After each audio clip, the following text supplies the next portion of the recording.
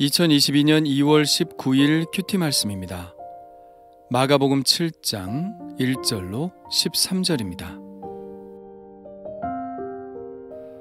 바리새인들과 또 서기관 중 몇이 예루살렘에서 와서 예수께 모여들었다가 그의 제자 중 몇 사람이 부정한 손 곧 씻지 아니한 손으로 떡 먹는 것을 보았더라.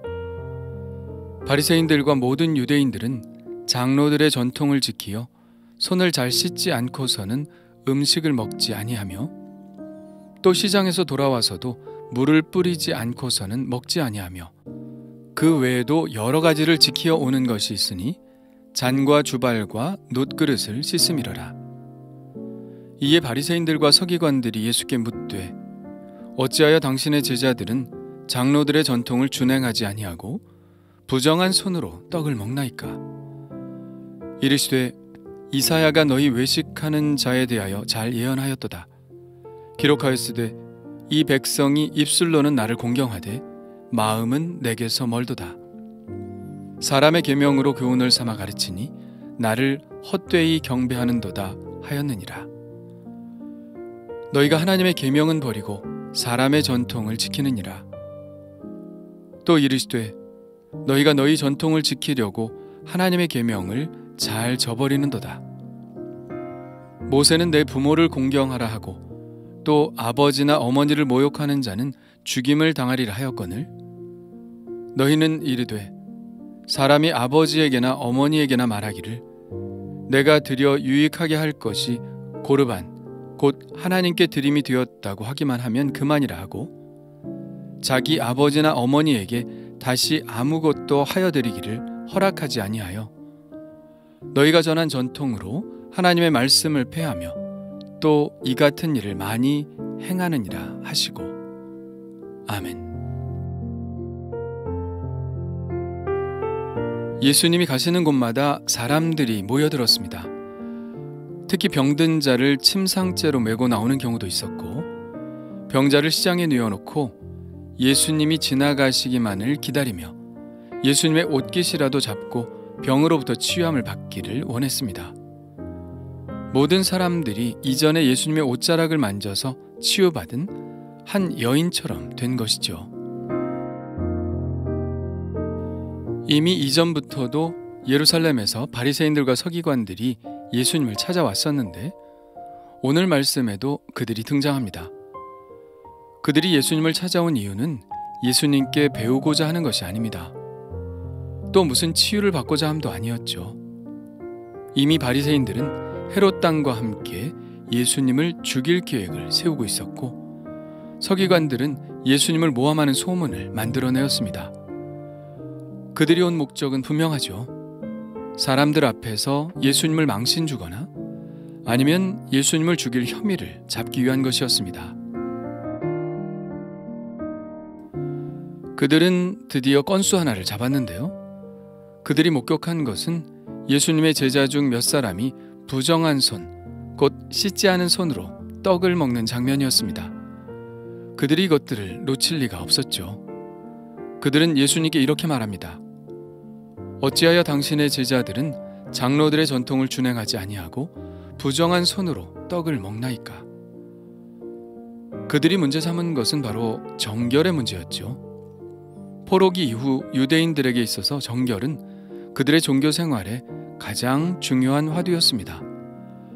그들의 정결의 문제는 마음의 정결에서 더 나아가 몸의 정결까지 미쳤죠. 여기서 몸의 정결이라는 것은 간음하는 것과 같은 이야기를 하는 것이 아닙니다. 단순히 손을 씻는 문제였죠. 손을 씻는 문제가 왜 이렇게 중요할까요? 제사장이나 레위인들의 경우 성전 안에서 거룩한 물건에 손을 댈 일이 있었습니다. 그런데 깨끗하지 않은 손으로 그러한 성물을 만지게 되면 자기도 모르는 사이에 죄를 짓게 되는 것이죠. 그래서 그들은 손을 씻는 규정들을 자세히 정해 놓았습니다. 오늘 말씀 3절과 4절은 바로 그 이야기를 하는 것이죠. 그들은 손을 잘 씻지 않고서는 음식을 먹지 않았습니다. 시장에서 돌아와서도 꼭 손을 씻고 음식을 먹었고 또 여러 가지 잔과 주발과 녹그릇을 씻는 규정이 있었죠. 손 씻는 것이 무엇이 그리 문제가 되겠느냐고 말할 수도 있습니다. 우리도 어렸을 때 엄마가 밥 먹기 전에 꼭 손을 씻으라고 했으니까요. 그러나 오늘 문제가 되는 유대인들의 정결 규정은 그런 수준의 이야기가 아닙니다. 실제로 유대인들의 손 씻는 규정을 보면 입이 떡하고 벌어질 것입니다. 그중 몇 가지만 한번 볼까요? 물을 담는 그릇이 온전해야 합니다. 구멍이 났거나 깨졌거나 찌그러진 것을 쓸 수 없었습니다. 바닥에 세울 수 있는 그릇이어야 하죠. 또 두 손을 물그릇에 넣고 씻는 것이 아니라 손 전체가 한 번에 쏟아붓는 물에 적셔져야 하고 그 물이 손목에서부터 손등과 손바닥과 모든 손가락과 손토백까지 구석구석 손 전체에 물이 닿아야 하기 때문에 충분한 물이 필요합니다. 따라서 아귀가 좁아서 물이 시원하게 쏟아질 수 없는 그릇, 예를 들면 그릇의 주둥이나 그릇의 뚜껑을 사용해서는 안 됩니다. 만일 한 손에 물을 부은 후에 다른 손이나 혹은 다른 사람의 손에 접촉되면 오염된 것으로 간주되기 때문에 손을 완전히 말린 후에 다시 씻어야 합니다. 손을 씻기 전에는 먹을 수 없습니다. 두 손을 천으로 감쌌다 하더라도 안 됩니다. 만일 여행 중인 사람이 물을 갖지 않았으나 진행 방향 6.5km 또 지나온 방향 1.6km 이내에서 물을 구할 수 있다면 먹기 전에 손을 씻기 위해서 그곳까지 가야 합니다. 만일 그보다 멀다면 천으로 손을 싸거나 장갑을 끼고 음식을 먹을 수 있습니다.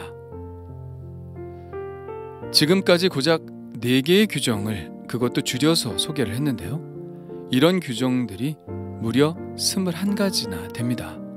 기가 막히죠? 이런 규정들은 사실 율법에 규정된 것들은 아닙니다.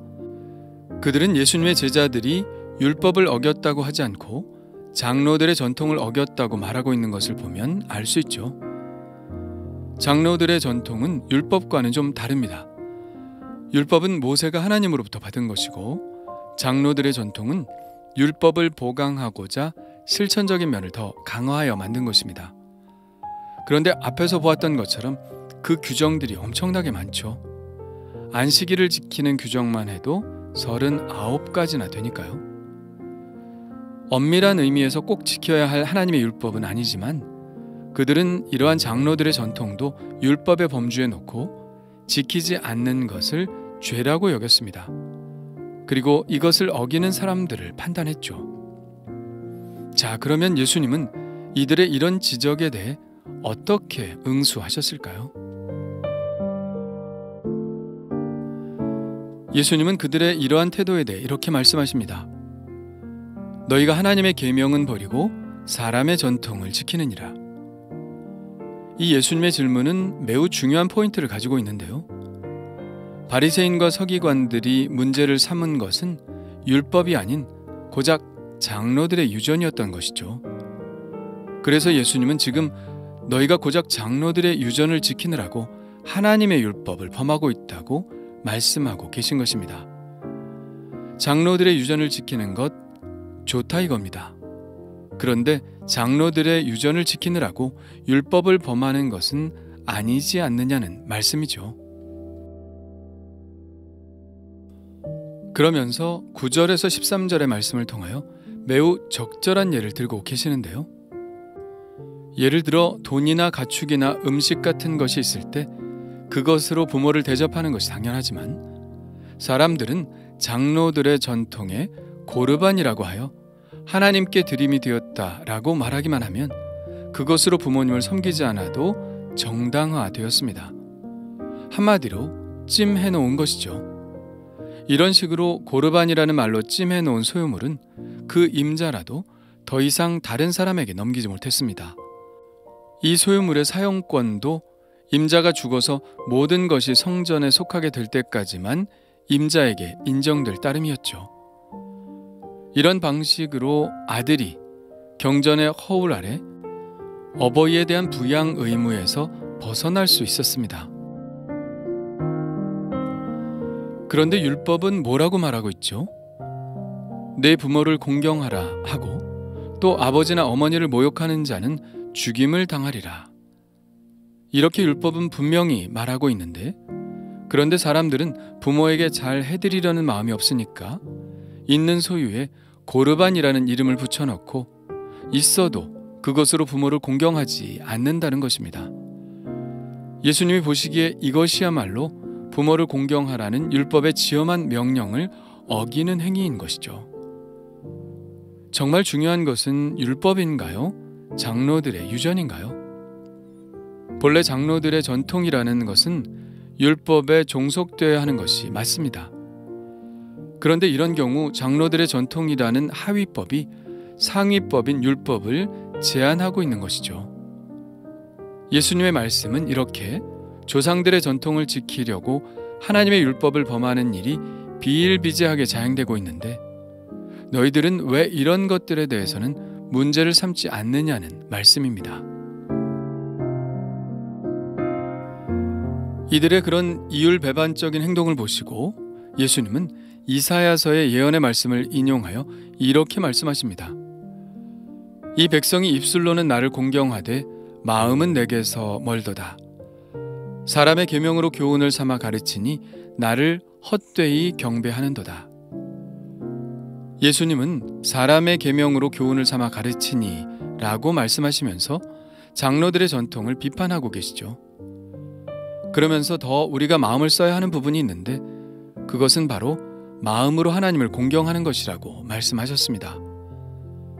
바리새인과 서기관들은 갖가지 조항들을 만들어 놓고 그것을 지킴으로 자신들이 율법을 잘 지키는 것인 양 살아가지만, 너무나 많은 조항들을 지키느라고 진짜 그 율법에 담겨진 하나님의 마음을 잘 알지 못한다고 비판하시는 것이죠.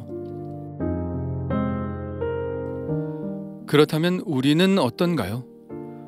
우리도 그 본질적인 마음에서 멀어져 있는 것들이 많이 있지 않나요? 우리도 자칫 잘못하면 마음은 떠나고 껍데기만 붙들고 있게 됩니다. 어떤 사람이 낚시를 하도 잘해서 사람들이 그를 데려다가 강연을 시켰는데, 그 사람은 이제 낚시는 하지 않고 낚시하는 법만 가르치러 다녔답니다. 무엇에 빗댄 말인가요? 어떤 사람이 전도를 하도 잘해서 그 사람을 데려다가 전도 강연을 시켰더니 이제는 전도하는 데에는 관심이 없고 전도 강연만 하러 다닌다는 것을 빗대어 말한 것입니다. 사람이 첫 마음에서 멀어질 때, 그 본질적인 사명에서 멀어질 때 일어나는 일입니다. 나는 무엇이 하나님의 마음일까? 하나님이 기뻐하시는 것은 무엇일까? 하고 생각하며 살고 있나요? 오늘 나의 행동 하나하나를 살피며 그 본질적 의미를 되돌아보는 시간을 갖기를 원합니다. 그렇게 하나님의 마음을 살피는 훈련을 하는 하루가 되기를 원합니다. 주님 감사합니다. 바리새인들과 서기관들처럼 중요한 것을 놓치고 중요하지 않은 것을 붙잡고 있는 삶을 살지 않게 하여 주옵소서. 무엇을 먹든지 무엇을 마시든지 하나님의 영광을 위해 하라는 말씀처럼 오늘 하루 살아가면서 제가 하는 모든 행동들에서 하나님의 마음을 느끼게 하시고 하나님께서 기뻐하시는 선택을 하게 하여 주옵소서. 관습적으로 행동하던 것을 잠시 멈추고 본질적인 목적에 합당하게 행할 수 있도록 도와 주옵소서. 예수님의 이름으로 기도합니다. 아멘.